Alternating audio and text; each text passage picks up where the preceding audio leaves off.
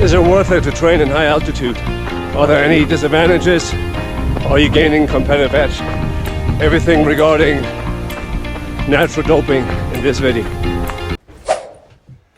I've been fascinated by training in high altitude for a long time, but felt it firsthand when I moved to Colorado Springs at the beginning of 2020. Right now I'm living on 6,800 feet, and actually, I don't know if you knew, but the Olympic Training Center is located in Colorado Springs. So even guys like Lance Armstrong has already trained here. So in my opinion, there must be something about altitude training that is very beneficial, and we'll find out today. I will also report on how my triathlon training has evolved over the last 3 years and what my conclusion is today. And at the end of this video, I have a few alternatives for those who doesn't see themselves training in mountain regions, yet they want to feel the effect. I was quite interested in Kipchoge's training, the guy who previously held the marathon record. He's actually living in Kenya, in a small city, and the city is on 8,500 feet. So here we go. We got another example of someone that's training in high altitude and is quite successful. Let's dive into the first question today. What effects does training at high elevation have on the body in general?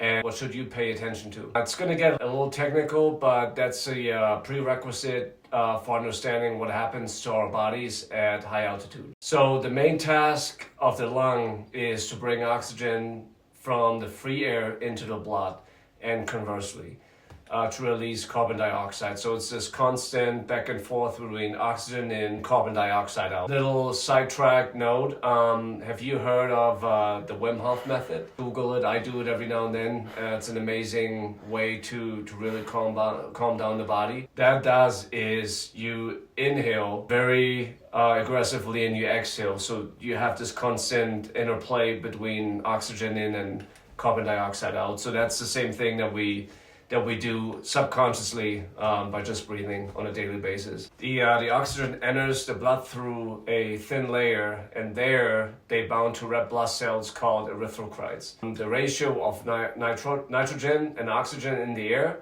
always remains the same regardless of altitude. So the only difference is pressure. At altitude, there are few oxygen particles per volume in the air. So whether you jog on the mountain or at sea level, it doesn't change what the body requires as far as oxygen.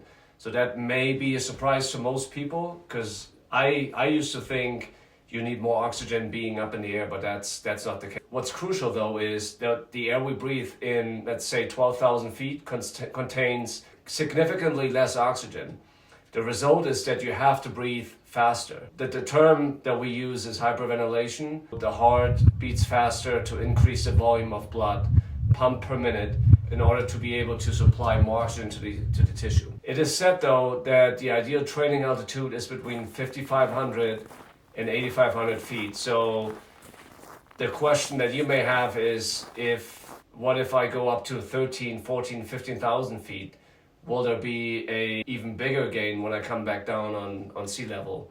Through my research and what science has shown is that the acclimatization is insufficient above 13,000 feet. The reason for that is because your training intensity is just not as high. So there's no disadvantage. So stay below 9,000 feet, and you're gonna feel the gains. Another question I wanna shed some light on is, how does acclimatization work? Acclimatization, which is also described as natural doping, which takes effect after about 5 to 7 days being back on sea level. So first and foremost, this improves the efficiency of oxygen transport. So now the decisive and desired effect occurs when coming down from altitude. Due to reduced oxygen content, the kidneys produce the hormone EPO, which stimulates the production of erythrocytes. So the number of erythrocytes increases and more oxygen can be absorbed overall. Interestingly is that this is exactly the effect that occurs with blood doping. The blood is artificially increased through the transfusion of red blood cells concentrates. athletes have gained huge advantage, and the most prominent figure last couple of years was Lance Armstrong, who came out saying that he indeed did dope. What I found interesting, I was watching one of his videos on YouTube, and he was claiming, and that's something that everybody wonders, like, what is the actual gain on the bike? And he was claiming it made him 10% faster. Using EPO, I guess the way he did had a 10% advantage over his competitors. Let's dive into another question. What makes training at altitude hard, and what happens to our energy metabolism? So from my own experience, I've been living in the spring since 2020. I can say that the heart rate is significantly higher at the beginning than at sea level, at basically the same intensity. So I always say when you swim, I would say the first couple weeks, it feels like someone is sitting on your chest. You can barely get oxygen in your body, and you just feel more lactate in your quads. Pure runners who have visited me in the springs, and I went out for a run with them, they witnessed a 1 minute drop in per mile at the same heart rate compared to sea level. So I thought that's pretty significant. At the same running speed, carbohydrate consumption and lactate formation increase compared to sea level. So to compensate for the lack of oxygen, we need more glycolysis, which is needed because glycogen stores are depleted more quickly. Some people claim that a more carbohydrate-rich diet is incredibly important during altitude training. I want to say it really depends on what you're used to. I mean, if you more of a carnivore or focus on fats, healthy fats, and you come to high altitude training, you don't want to jump into eating 5 pounds of noodles and rice every single day, which could have a negative effect on your GI. So I want to say the maximum oxygen uptake, which we also call VO2 max, is reduced by an average of about 10%. So the decrease in VO2 max is smaller at higher performance level of runner. So with repeated annual altitude training camps, which is called altitude chains, the organism is pre-adapted and adapts more quickly to the lack of oxygen. For me, I'm sure it's like 10 to 15%, because my FTP used to be at 310 on the bike.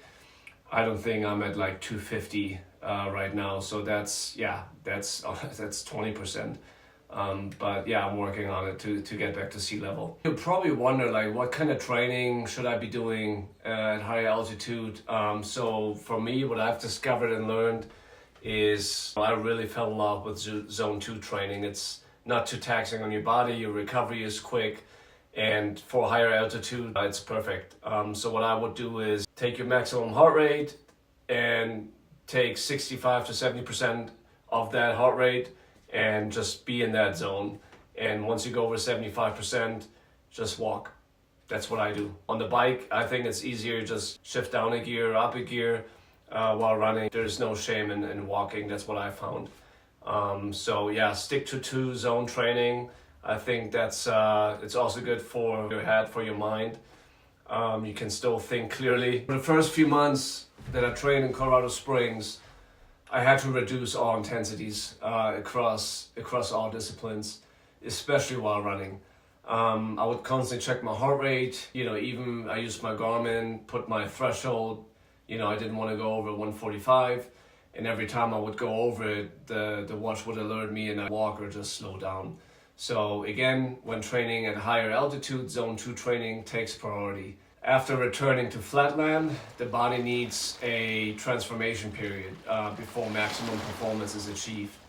What I found is, through my research, it's between 4 and 11 days that most athletes initially experience reduced oxygen intake and performance.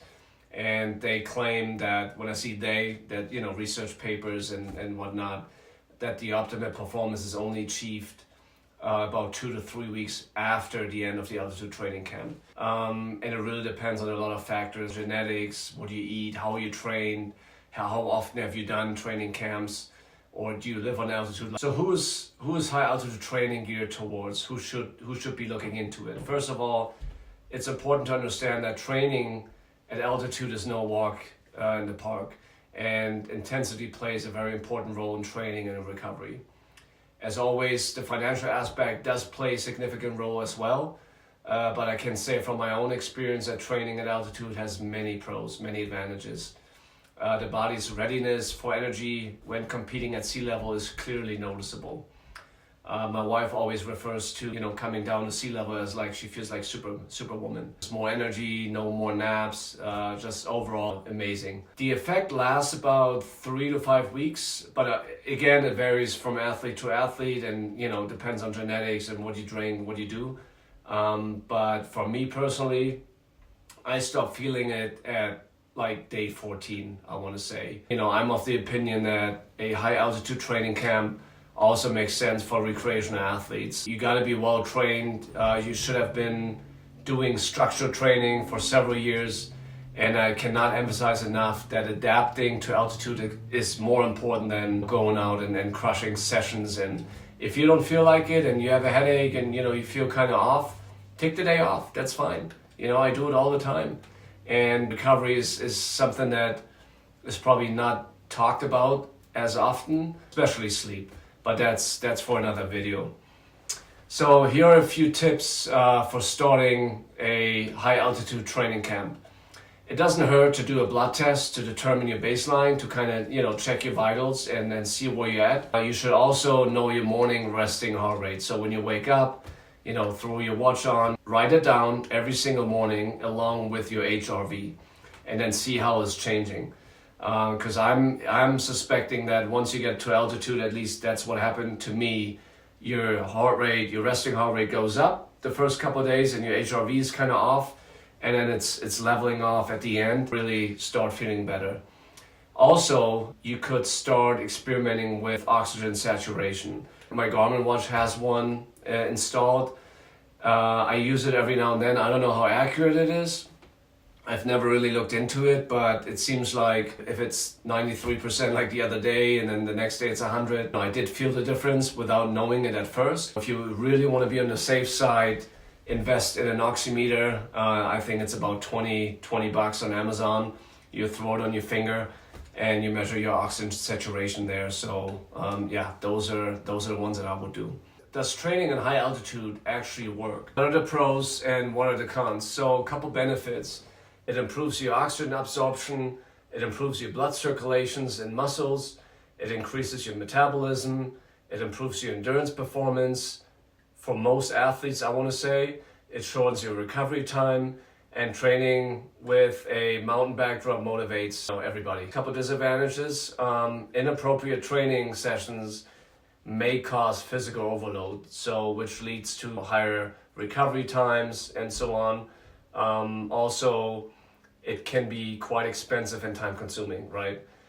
You may experience sleep disturbance in the beginning, some headaches, some dry skin, dry lips, and so on. Personal tips from myself: focus on hydration. Add some more electrolytes. Very important. You wanna stay hydrated all day. Everybody has, I'm sure by now, has heard of the pee test. If not, this is how it goes. You go to the bathroom, you take a pee. If your pee is transparent, that means you're hydrated. Very simple. There's no rocket science behind. You don't have to buy some expensive gear and you measure your hydration level. The skin, especially the lips, are dry when you're in high altitude, especially in Colorado Springs. I feel like every 7-Eleven has moisturizers and lip balms. I think they make a killing on that. But also start in zone 2. Higher intensity, I want to recommend start at day 5 and take lots of antioxidants. Blueberries are great, avocados, sweet potatoes. I don't know if I would recommend doing a fasted run in the morning, especially when you're new to altitude. I leave that up to you. Focus on recovery, very important. And lastly, I would stay away from alcohol. From my own experience, I advise against it. My rule of thumb is if you want to drink a beer after a great session or beer mixed with lemonade, have a glass of water with it, right? So me being German, we love beer, right? I have a beer every now and then, but I always make sure I have a glass of water next to it so that I stay hydrated and the question of all questions, does altitude training actually do anything to your performance when you come back to sea level? Unfortunately, I need to answer that with a yes and no. The science around this topic does not provide very clear answers. It's very individual based. It depends on genetic, depends on so many factors. From my experience and having trained with people, if you follow the rules, you eat well, you have high quality training, you remain in zone 2 for the most part, the effect is definitely there.